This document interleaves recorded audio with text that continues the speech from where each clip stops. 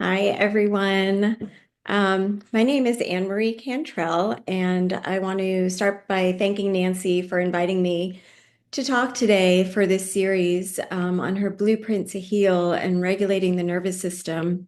So, I am a wellness educator and a chef, and I'm located in Pennsylvania, in southeastern PA.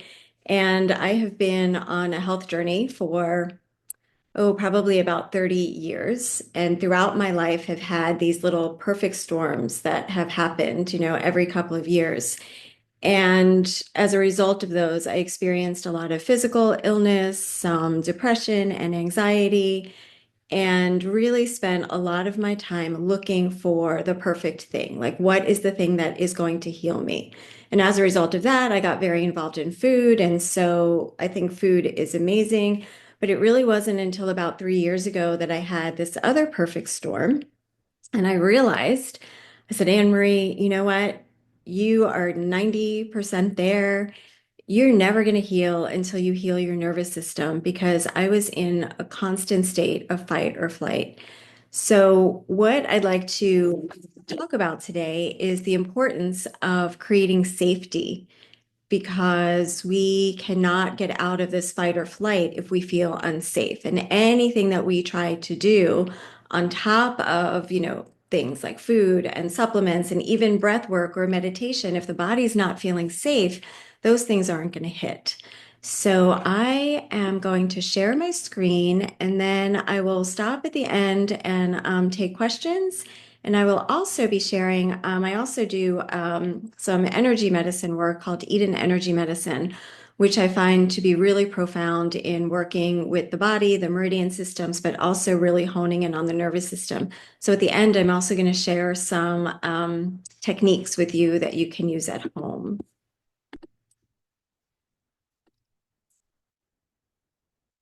Um, can you see that? Why is my screen share paused?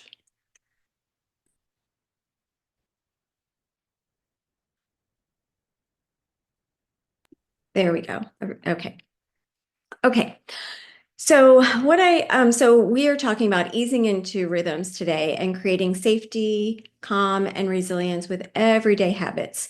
So these things are not going to cost you money. They're not going to hopefully cost you extra time, but really we are talking about bringing an awareness to how we are going about our days.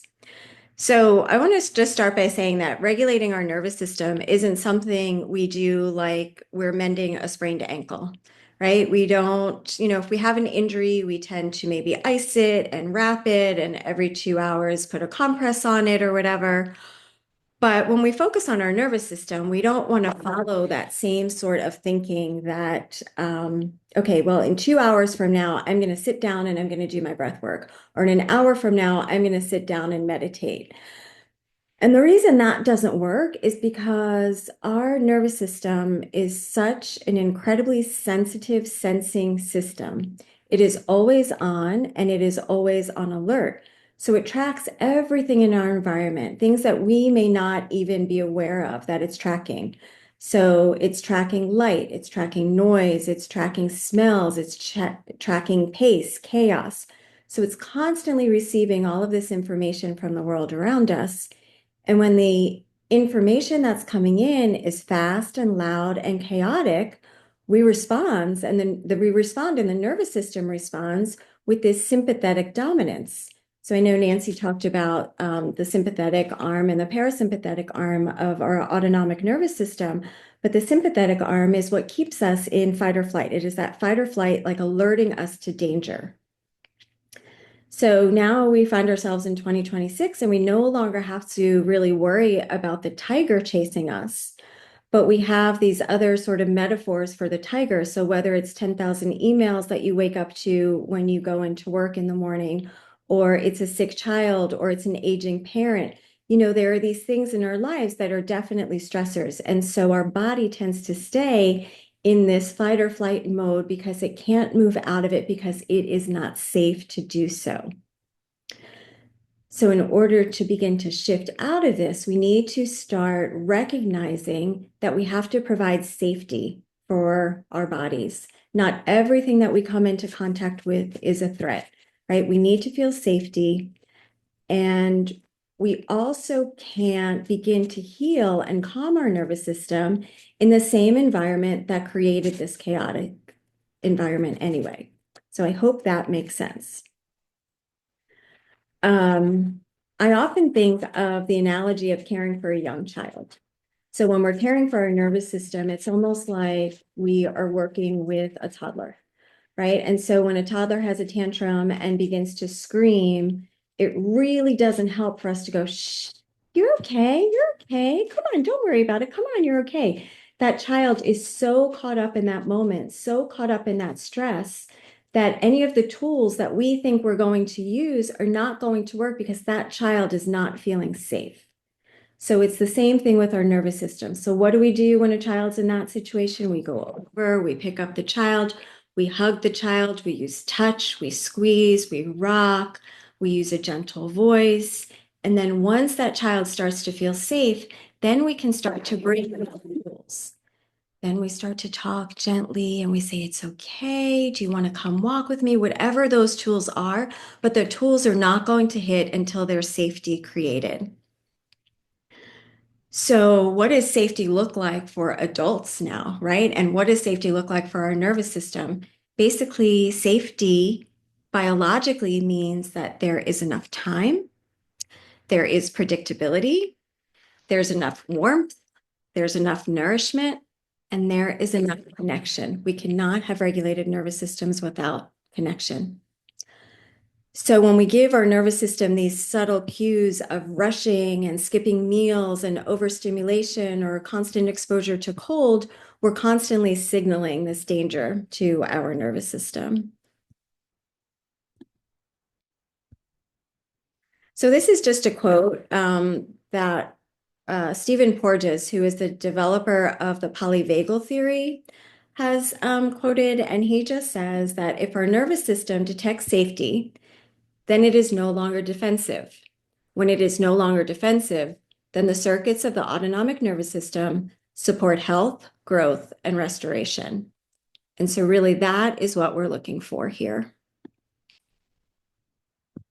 So what we're going to be talking about today is how do we begin to create rhythms in our life? So we are not separate from nature, and biologically, our bodies need to be in sync with nature. And so these rhythms that we may talk about are seasonal rhythms. So what are the changing of the seasons? We find ourselves, at least here in the Northern Hemisphere, moving out of winter and into spring.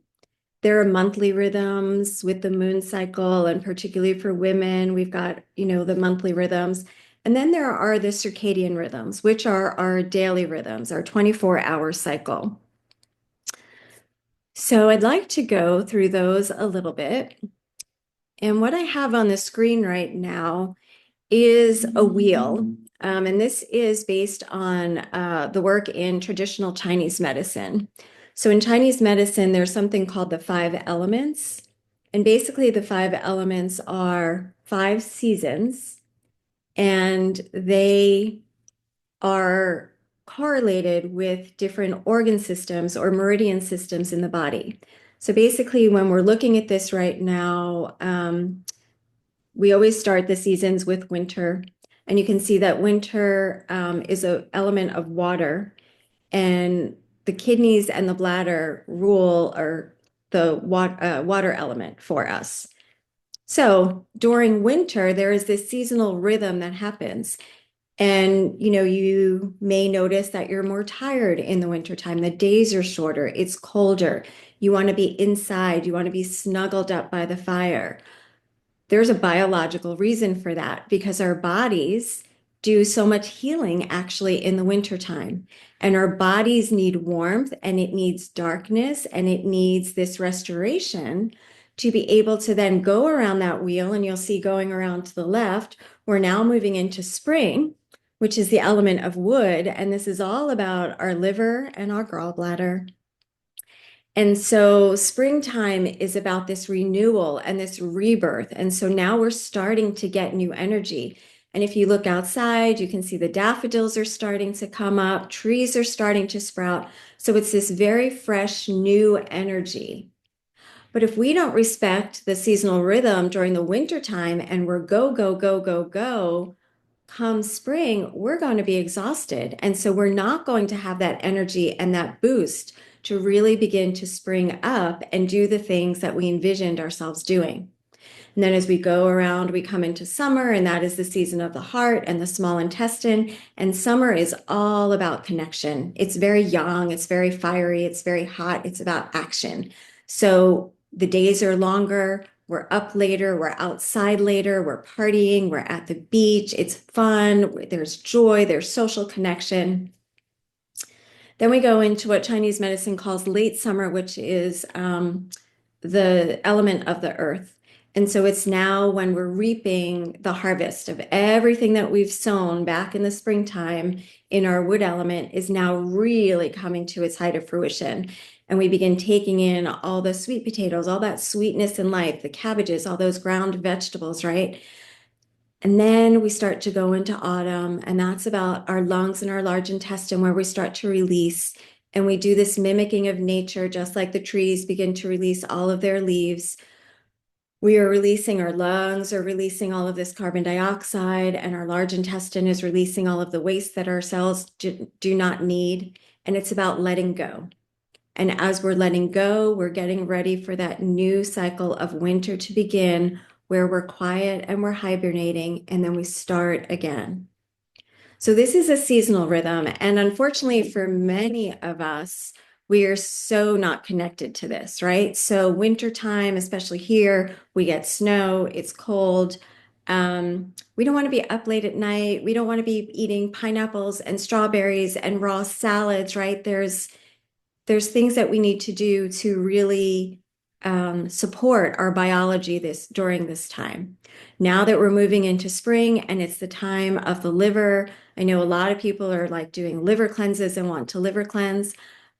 Personally, I'm not giving any medical advice here, but I am not a fan of all of those cleanses because biologically, our bodies start to do it anyway. You may be starting to feel a little bit of sluggishness. You may feel like full or bloated. Our liver is kicking in now, really starting to do the work of all the detoxification. All of our detoxification happens in the springtime for the majority. So I hope that makes sense. So this is just an invitation to start to think about these seasonal rhythms and think about how you can become more like nature in these rhythms.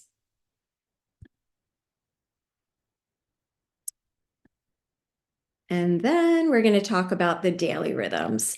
So our daily rhythm is our circadian rhythm. And the circadian rhythm is basically this 24-hour cycle that, our body responds to in different ways. And you can see on this chart here, things happen in our body like so at 6 a.m., cortisol is beginning to rise. When we're in constant stress, we can have high cortisol levels throughout that 24-hour cycle. But the time for cortisol is in the morning or cortisol is getting secreted when we are waking up. Insulin begins to get secreted in the early mornings. Our testosterone goes up. We have a peak in alertness. So we're doing work, in the late morning.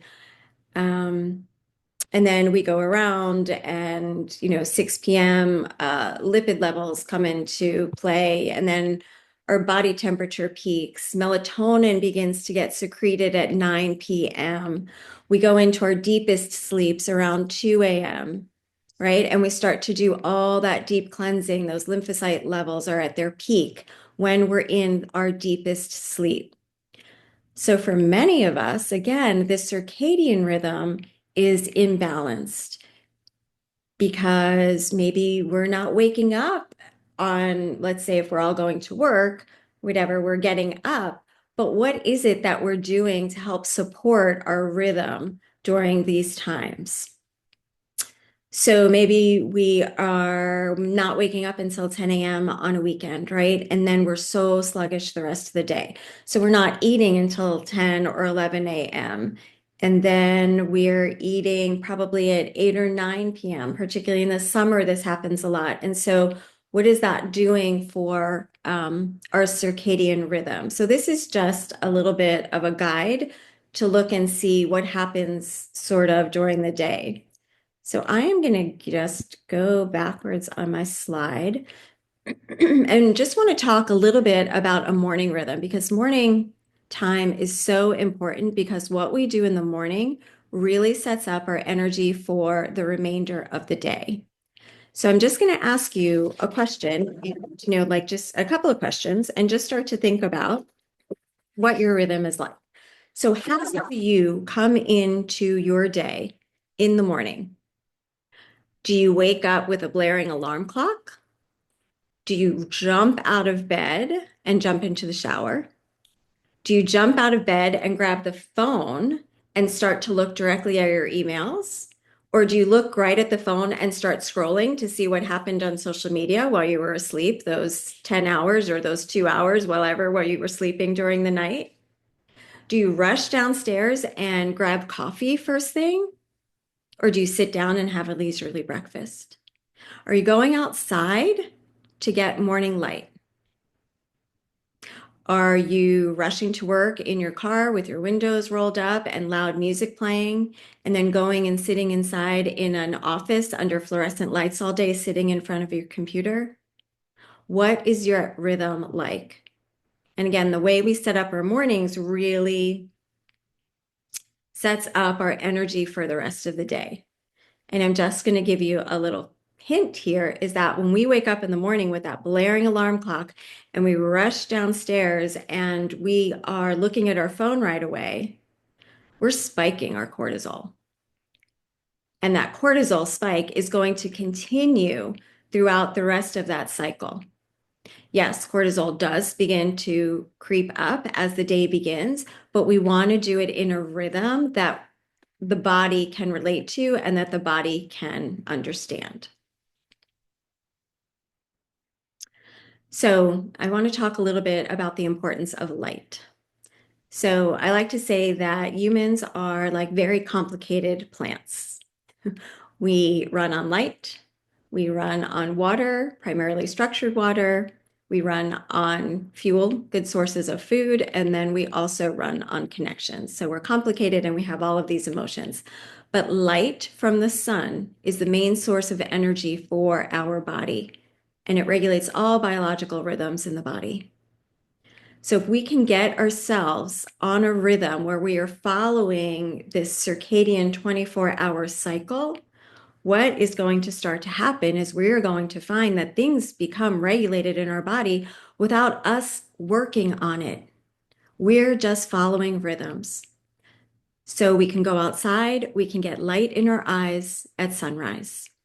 If you can't get up at sunrise, go outside as soon as you wake up and make the outdoor light the first light that you see before you turn all the lights on in your house. Stand outside. Stand in the grass. Look at the light. Take some deep breaths. All you need to do. 5 minutes, 10 minutes. Then go in and begin your day. Can you get light throughout your day? Can you take breaks? If you're working inside, can you go outside and get light at noon? Can you get light at 3? Can you get light at sunset?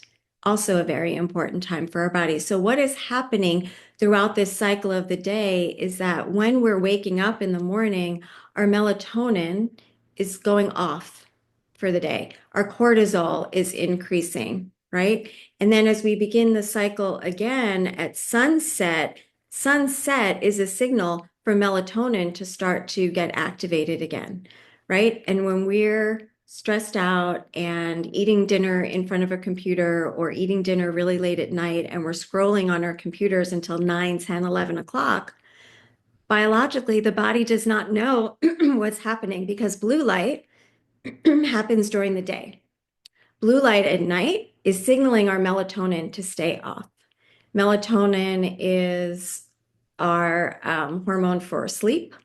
It is our hormone for brain detoxification at night. So it's such an important thing. So we want to begin to regulate that cycle. And just by doing these simple things, we will start to see digestion starting to feel better. Wake up in the morning, go out and get light, come in and have breakfast.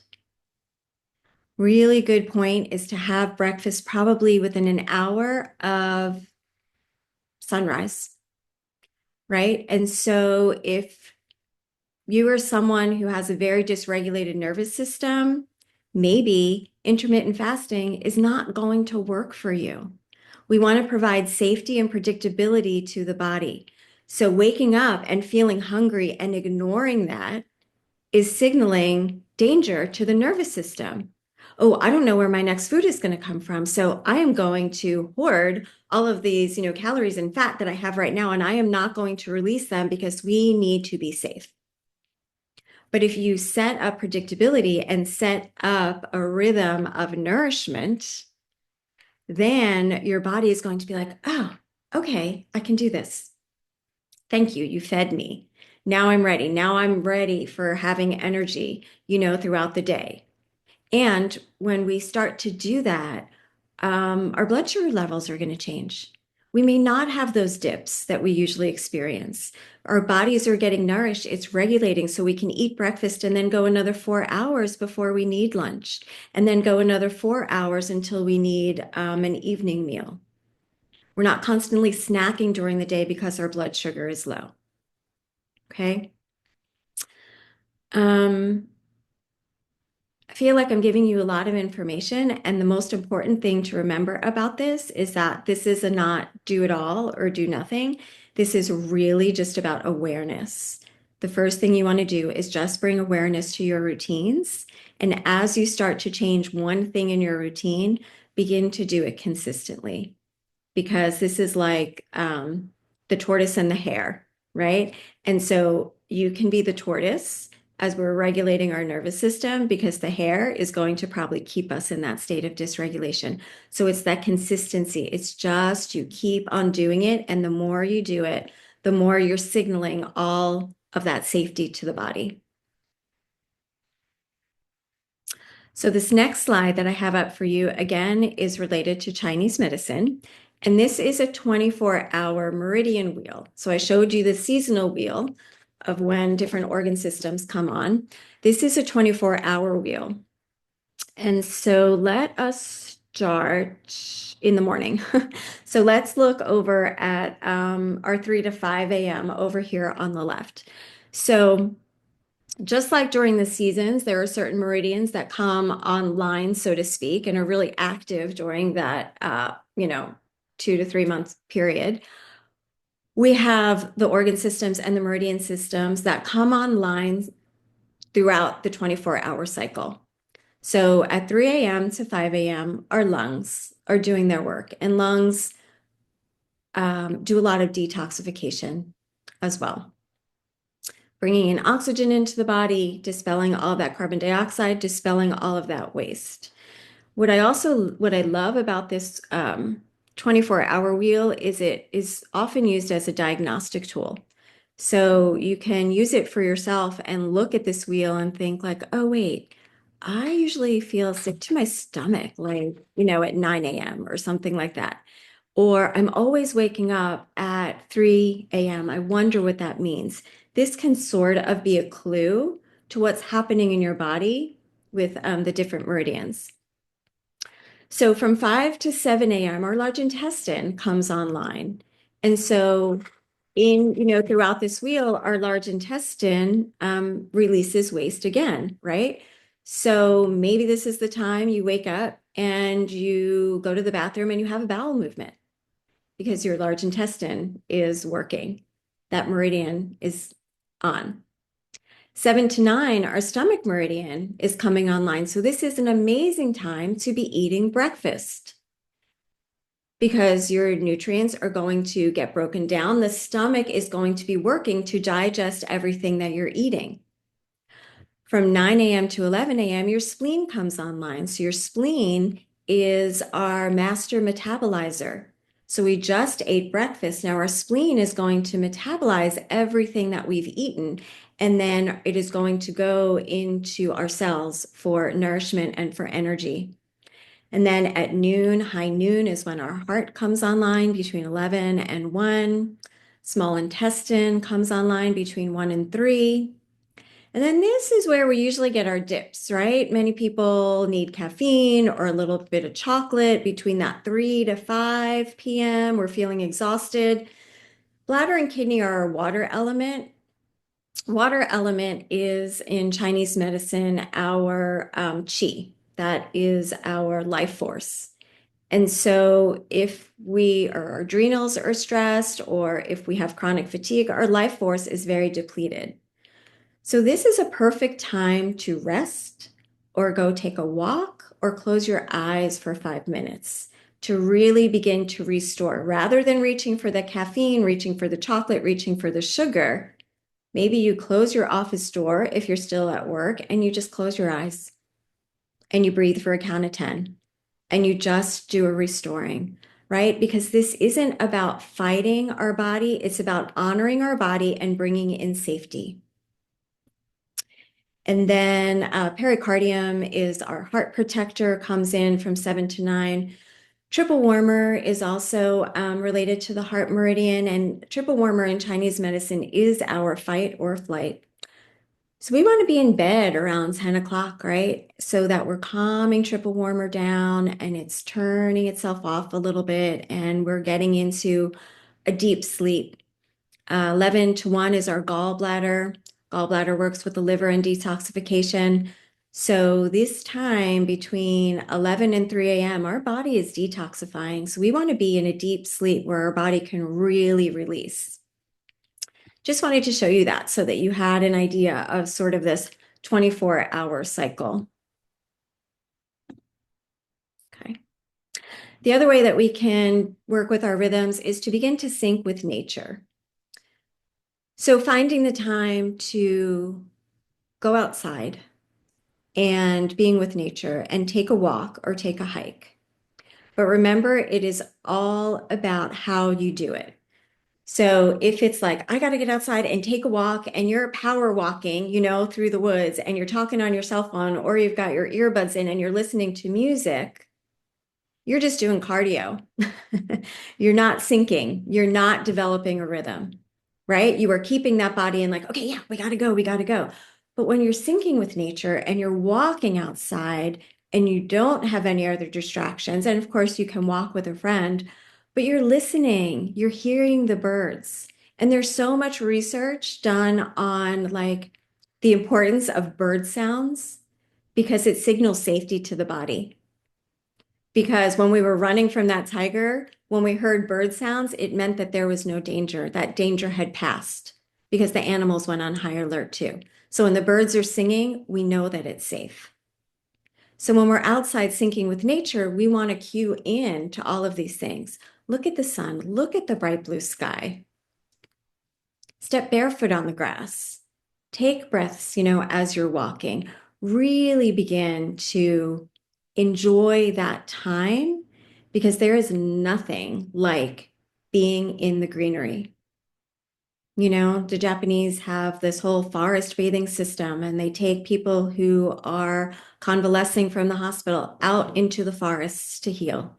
And they heal at a so much quicker rate than people who are left in the hospital with all of, the things that the hospital gives you. So, what is your rhythm about this? How are you syncing with nature? Can you do it on a daily basis? Can you do it for 5 minutes? Can you do it for 2 minutes? Can you just put your feet on the ground outside? And then there's the rhythm of rest. So I find particularly women in this society do not know how to rest because we feel guilty when we do. We always feel like we need to do something. And again, I feel like women who do a lot of things during the day always feel like, oh, I got all of these things accomplished. I did this and I did this and I did this and I did this. And a lot of times I'll hear women say that and I'm thinking, but you're not regulated. You did all of these things, but why are you doing all of these things? Because you cannot allow this rest to happen. Because for some reason, when you stop, that signals that you're not safe, right? So how can we begin to fall into this rhythm of rest and signal to the body and the brain that we are safe. And one of those ways to do it is not by multitasking. Because remember, your nervous system is constantly sensing. And when you have something over here and then something over here and something over here, your brain and your nervous system don't know what to pay attention to. Well, there's this, but now I got to look for this, but now I got to look for this. And so you're training your nervous system to continue scanning for threats, even though those things aren't threats per se. But when we're not giving our focused attention to one activity, it's perceived as such. So can we begin to have focused attention? Just do one thing. And if it's one thing that you don't like to do, how can you bring joy and safety into it? Can you put on your favorite music while you're doing it? Can you go for a walk before you do it and then a walk after you do it? Right? Like there's some, like, can you bookend that activity so that you're just focusing on it and all you're doing is really bringing in this safety and this rhythm? And then lastly, there's the rhythm of connection. We were never meant to do any of this alone. We are social beings, we are tribal beings. And I think if one thing that COVID really taught us is that we need social connection. And so, what does that look like for you? How are you nourishing yourself with relationships? Are you taking time for relationships that are important to you? Are you able to cultivate intimacy with relationships? Because with that intimacy comes safety. And by intimacy, I mean, like, do you have those good friends that you can talk to, that you can share your deeper secrets with? Like, who do you trust? Who do you feel safe with? Are you laughing enough during the day? Do you have friends that you can laugh with? Because laughter is an amazing thing to signal safety to the nervous system and the brain. Because when you're laughing and you have joy, there's no space for that other stuff to come in there. So, what does laughter look like for you? Who are your support people? Who is helping you build resilience? Or do you have a resilient community around you? And I think that as we begin to cultivate all of these things on a daily basis, what we find is we're able to settle in more into our body and things just start shifting. You know, so maybe these are things that we need to take a little time with. We need to think a little bit. Maybe you need to wake up 10 minutes earlier so that you can get outside and see the light. But begin to track those things and see how you feel and what changes for you. And I bet that as you do those things and get morning light and come in and have a nourishing breakfast, maybe you won't be so constipated anymore because you're getting your body on a rhythm. Maybe your bloating is going to be less. Maybe you're going to start dropping the weight, right? Without the supplements or the things or all of that stuff. So I just want to end this right here with a couple of quotes that life is about rhythm. We vibrate. Our hearts are pumping blood.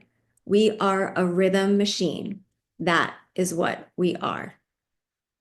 So how do we honor the rhythms of ourselves? And then lastly, rituals are the formulas by which harmony is restored. So as we're going through this, it is not selfish to begin to provide ourselves with these little rituals or these little rhythms throughout our days.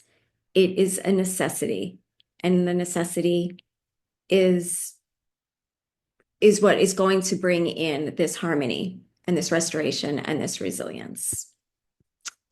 So I'm going to stop sharing right there. How are we on time? Can I open it up for any, does anybody have any questions or comments? And then I can show you. Why don't you show us a couple things and then stop the recording? And Okay. then we'll have some questions. Okay. Okay. So what I wanted to show you today was based on those meridian wheels and Chinese medicine, that there are ways that we can stop sort of our stress response in its tracks. So I mentioned that the triple warmer meridian is basically our fight or flight meridian. And so when we are in the midst of a stressful event, we often tend to go into fight or flight and we lose the blood from our forebrain, right? And the blood is traveling to our muscles and, digestion is being shut off, but our heart rate is increasing. Our muscles are getting all of this blood. We are ready to run. We're ready to fight. We're ready to flee, fawn, whatever we're going to do. But we're not really in danger, right? We're perceiving this as a really stressful event. And so an amazing thing to do is actually touch the top of our forehead. So our meridians run throughout our body, and there are acupuncture points all around that coordinate to the different meridians.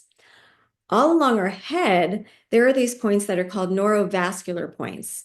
Neurovascular points are points that really deal with emotions, but also kind of correlate and communicate back to the meridians. Easy way to calm down is just take the palm of your hand and just put it on your forehead and hold your head.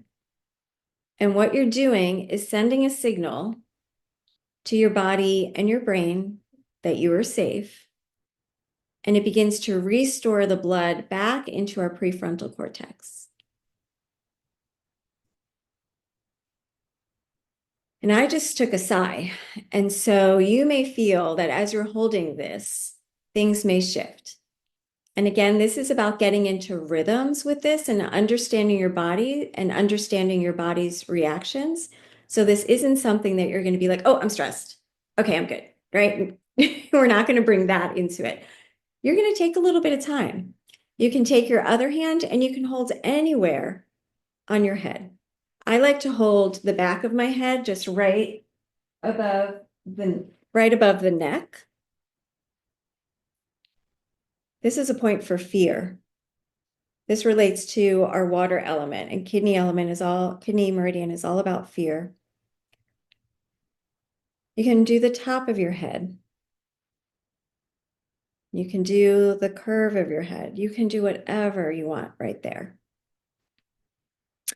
The other thing that I want to show you, and this is something that I do at night if I'm having trouble sleeping, is our triple warmer meridian runs up the top of the arm from our ring finger and comes up right around the head over here. So it runs right through here on our upper arm. Our spleen meridian, which is triple warmer's sort of cohort, runs from our feet all the way up right here under our arm, sort of right at the bra line. So we can hold pieces of our triple warmer meridian and our spleen meridian at the same time. And what we're doing by doing this is calming down triple warmer and bringing energy into spleen, because spleen is our master metabolizer. It is our nurturer. And when we're in fight or flight, our spleen energy goes down. We want to revitalize spleen energy. So this is a really nice way to do it. This is called the triple warmer spleen hug.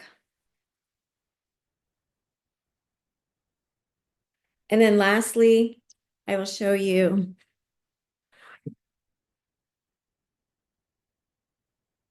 there are cortisol points on our body. So we find our belly button and we just put our hand right under the belly button and we hold that. Hold your forehead and just breathe.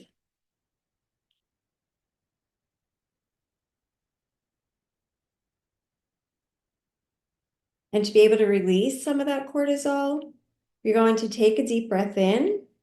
You're going to take 2 more quick inhales and then a long sigh exhale, which just looks like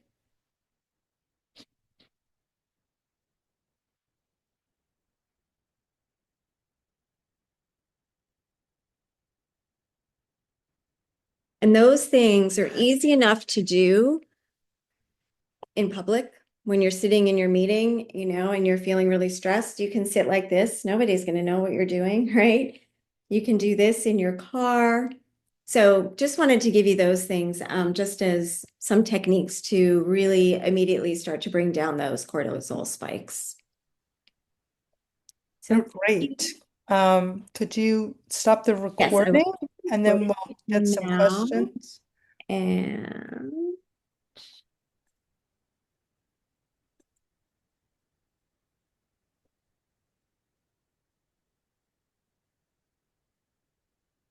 did it stop? No.